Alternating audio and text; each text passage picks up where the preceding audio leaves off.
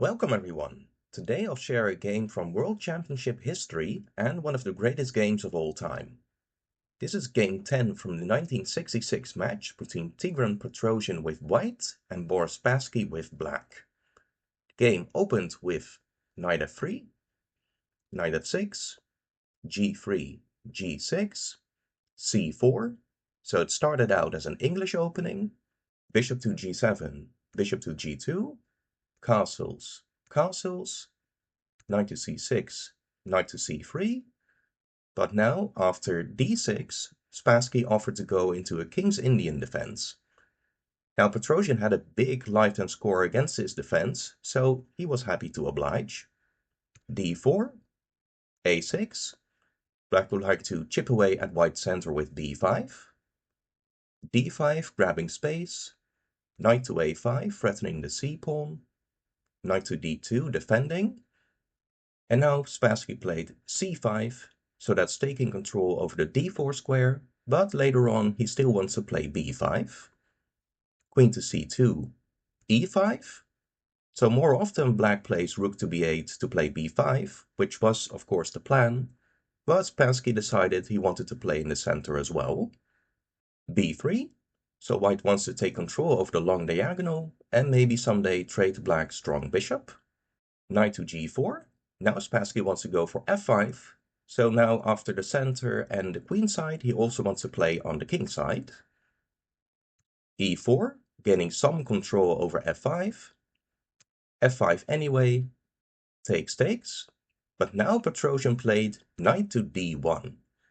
So Petrosian tended to provoke his opponents to attack him and then make use of the weaknesses that the opponent created. And here Petrosian is hoping black will play e4 so that he can take control of the diagonal with bishop to b2. Black could have played e4, then white would go bishop to b2, and here black should just trade the bishops on b2, but white is secretly hoping that black will go for the natural looking bishop to d4, because right here that is a blunder. White would go takes, and after c takes, b4, and black is losing the knight. Anyway, after knight to d1, Spassky did go for the b5 break. f3. Petrosian is still provoking Spassky to play e4, and Spassky in this instant was indeed provoked. So bishop to b2. Of course, Petrosian wants to exchange black's powerful bishop. He doesn't take that knight.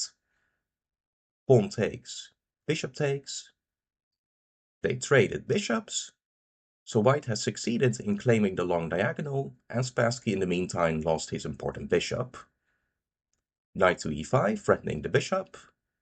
Bishop to e2, f4, intending to open up the king position. Pawn takes, and here Spassky went bishop to h3. And that certainly was not the best move. Clearly better was to take that pawn with the rook, and after rook takes, queen g5 check wins the rook back.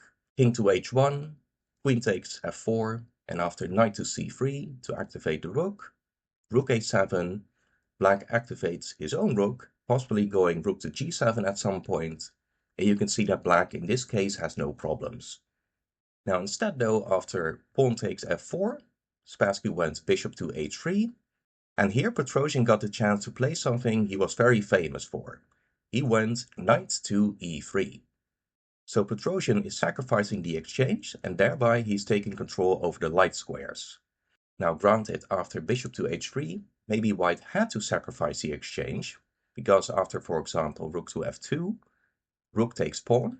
Now if white does nothing, then queen g5 check would win, because there would be a mate on g2. Rook takes, queen g5 check, rook g4, and knight takes g4. And now with 3 black pieces around the white king and none of its defenders around, it's really no surprise that black has a winning position here. So sacrificing the exchange maybe was necessary, but nonetheless a great move. After bishop h3, as mentioned, knight to e3. Well, Spassky took the exchange. Rook takes, knight to g6, bishop to g4.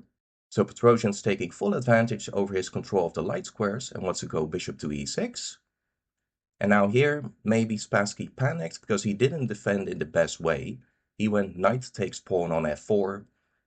Maybe instead of this, queen to f6 to exchange the queens was the best try, because now Petrosian can even sacrifice another exchange. Rook takes f4, and now white just has a winning attack. After rook takes check, now black has to drop back with the rook to f7. If he had gone king to f8, then white would go check, and after king e7, queen h7 check, king e8, queen h5 check, white will pick up the rook after king e7, queen g5, king e8, queen takes rook, and after black defends against the mate on f7, then white can bring his knights in with a winning attack. So that's why after bishop e6, Spassky dropped back with the rook, knight e4, queen to h4, hoping to give some checks and maybe also bring the other rook over. Knight takes pawn, queen g5 check.